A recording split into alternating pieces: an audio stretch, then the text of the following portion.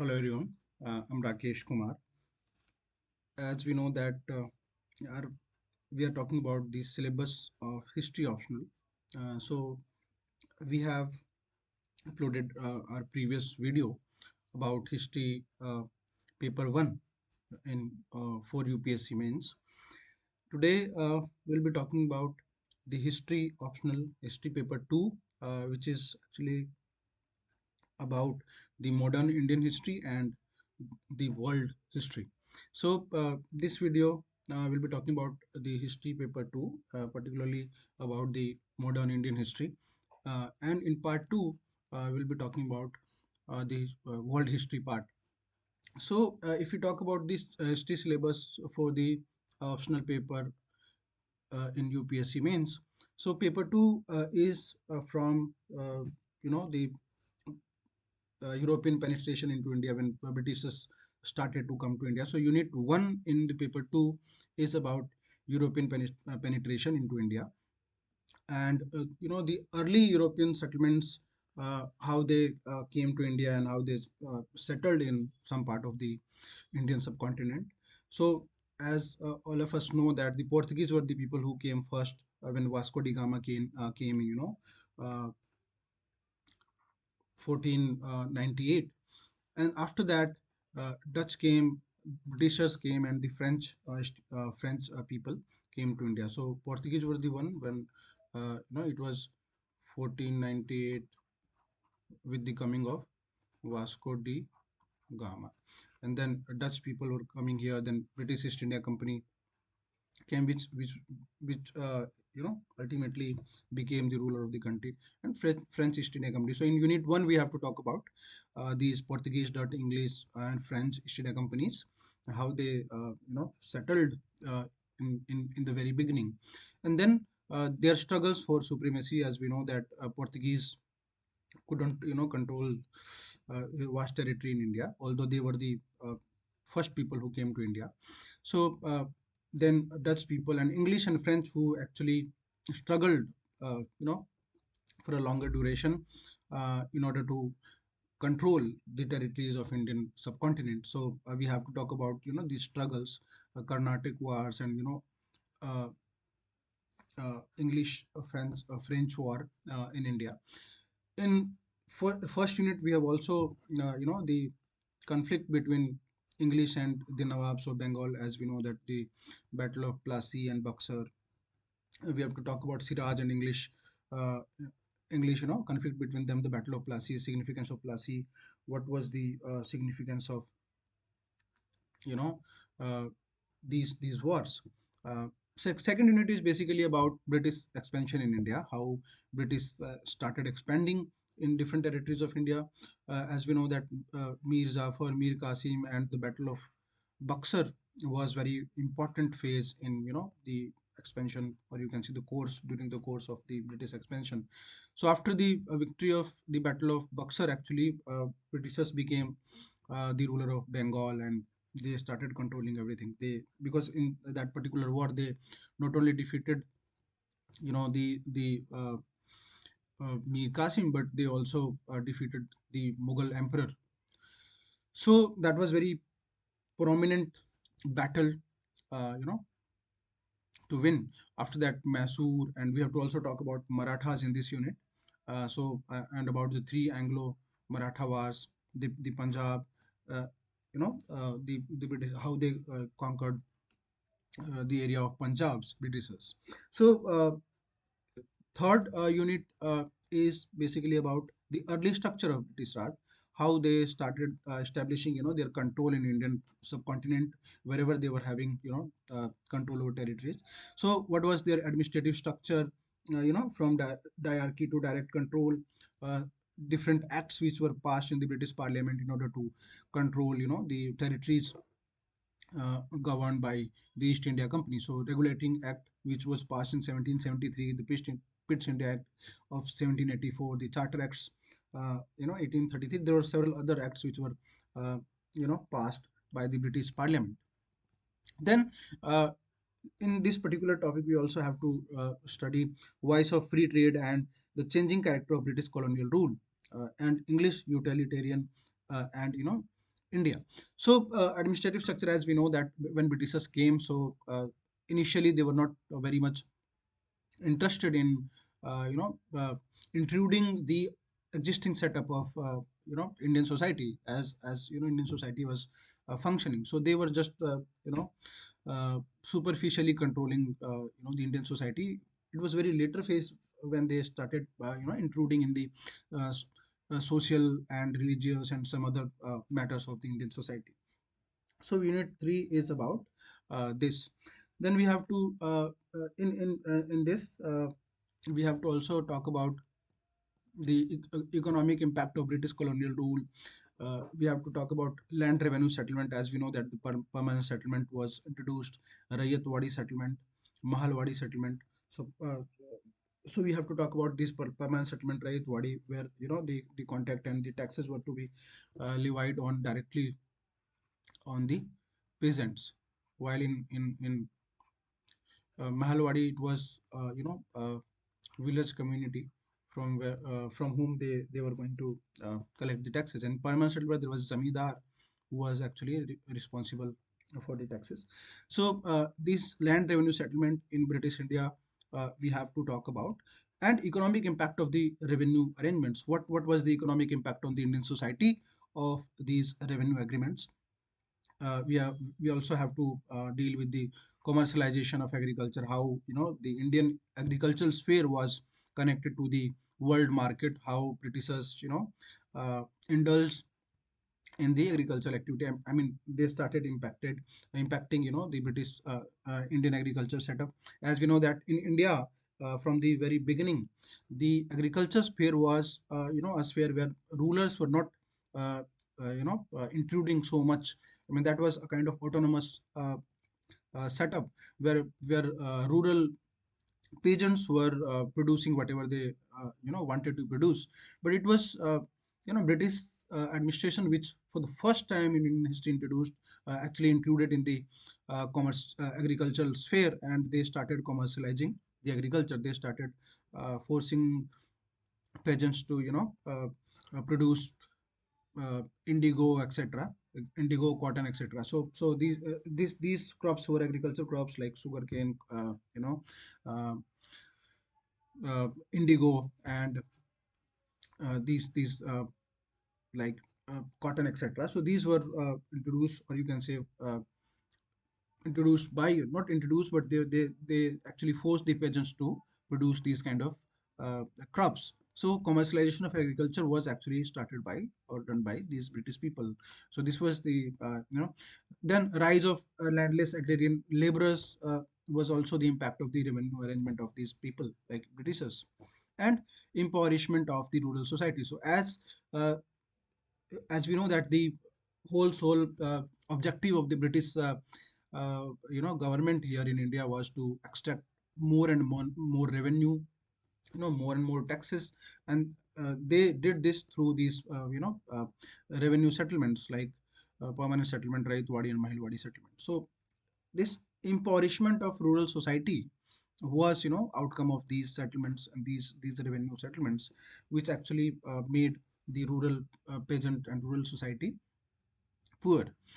Then we also have to talk about dislocation of traditional trade and commerce. As we know that when Britishers were here, with the notion of mercantilism, which was there in England during the second half of 17th century or 16th century. So it was basically that they had to gain a lot of benefits from the trade with India. So for this, they actually wanted to extract raw materials from the colonies, and they wanted to sell, the produced goods to these colonies. So you'll see that this was actually led to the deindustrialization of Indian society. The people, the uh, craftsmen of Indian subcontinent were reduced to mere laborers, and uh, there was no industrial, development in Indian society, as it was not in the favor of British society or British industry, back in England. So deindustrialization is a very important process, and it is also a debated issue where a lot of historians talk about the industrialization process in India. So this we have to talk about decline of traditional crafts. As I mentioned, drain of wealth is also very important part of this unit. Of course, the grand old man of India, Dada Bhai Naroji, uh, was the person who actually used this term drain of wealth, where he felt that whatever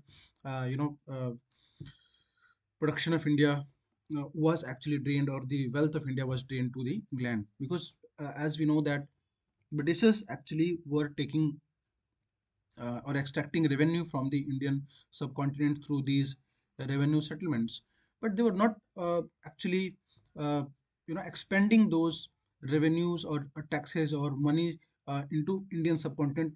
They were actually taking it to the England. So and they were buying some sort of goods from these revenue from the Indian markets, and then they, for example, like they bought some cotton in Indian market or Indian with from the Indian peasants with these money which they collected from the Indian subcontinent itself, and with that money they purchased some goods and they took it to England, and this sold it there, you know and get benefited by it. So they did not invest any amount of money in Indian subcontinent. That's why Dadabhai Nauroji called it drain of wealth. So this is also part of our paper 2 syllabus. Economic transformation of India, railroads, communication network including telegraph, postal services, and the issue of famine, poverty in the rural interior, European business enterprise and its limitations. So, of course, uh, economic transformation, is a factor which we have to deal with, like railway, and of course, one important part was the canal building, which was done by uh, British people, or canal construction, you can say. So, railways and canal were two very important, economic transformations actually introduced by British people. So this is also a debatable issue where, uh, we talk about railways and canals and communication networks, whether these were for the benefit of the indigenous people or Indian people, or it was ultimately benefiting the British people. So as we know that railway is considered to be uh, an enterprise which actually was benefiting Britishers, as they were taking raw material from the interior areas of India uh, to the ports, and from there they took the raw material to England, and they brought the produced goods from England, and through railways they actually sent it to the interior of the India in order to sell those produced materials and goods. So in that sense, railway was very much beneficial for the Europeans. So this we have to look into in this particular topic. Communication network like telegraph, how this helped, postal services. Famine was very important factor during the 19th century. So, and this was famine was a point from which they actually introduced the canal system. They were claiming that canal system is actually going to benefit the Indian society. It is going to uh, be a tool against famine, although how far it was helpful is a matter of debate again. So we have to talk about these topics in this unit. Then we have fifth uh, unit of paper 2 of history in optional for optional in UPSC. So fifth unit is about social and cultural development. As we know that the state of indigenous education, what was the condition of indigenous education, local education, and its dislocation. Then we have to talk about some this controversy of Orientalist and Anglicist, which is about basically that what should be the medium of education in India, right? Like should be the should English be the language of education in India, or it should be vernacular languages which were there. So this was a debate which was going on during this phase. So this is we have to talk about. So this is called as Orientalist Anglican Anglicist uh, controversy. Anglicists were in the favor of English, and Orientalists was in the favor of vernacular or local languages. So this we have to talk about the introduction of Western education in India. Lord Macaulay and all. So we have to talk about this. The rise of press, literature, public opinion, the rise of modern vernacular literature. We have to talk about this. Progress of science, Christian missionaries. After 1813, and their activities in India. So these we have to talk about in fifth unit of paper 2. As far as sixth unit is concerned, this is about social and religious reform movements in Bengal and other areas. The Raja Ram Mohan Rai and Brahma Samaj movement.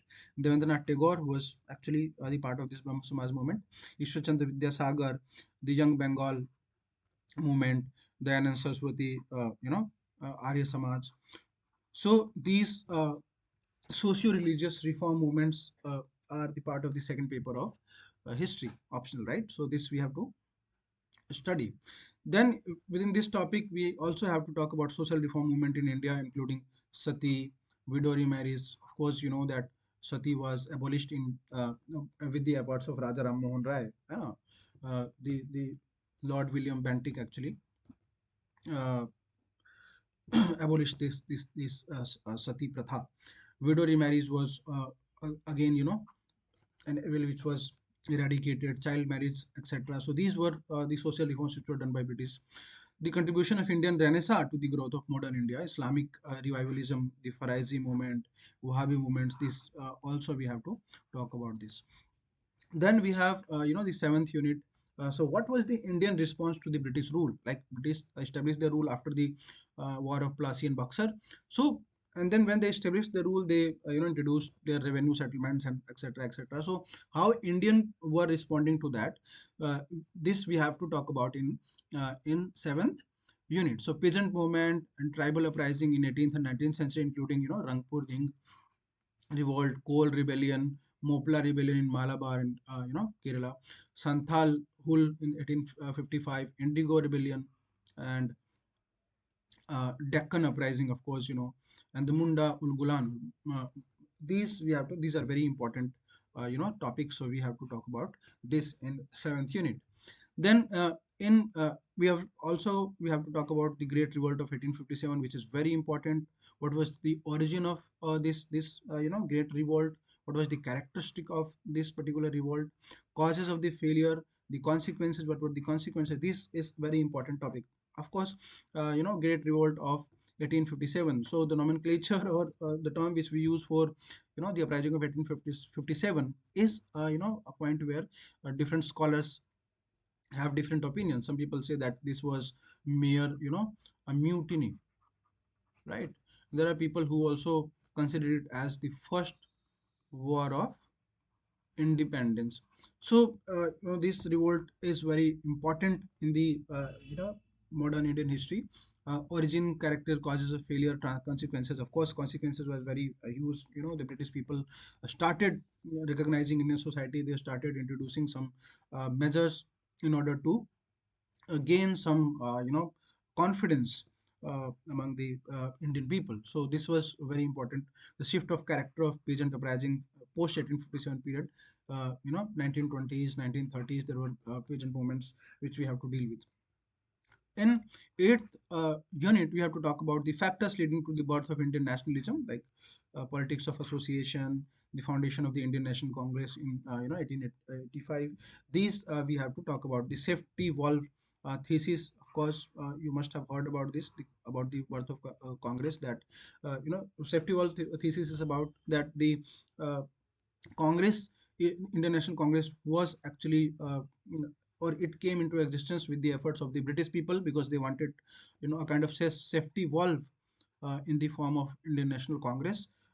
They have seen the anger and anxiety of the Indian people, and they actually believe that this anger is going to, uh, you know, create a huge problem for them. So some people claim that this was a safety valve, so that people uh, they get attached with the Indian National Congress, and the wrath, the anger of against British East India Company would be channelized through the Congress. Although there are people who are against this safety valve theory.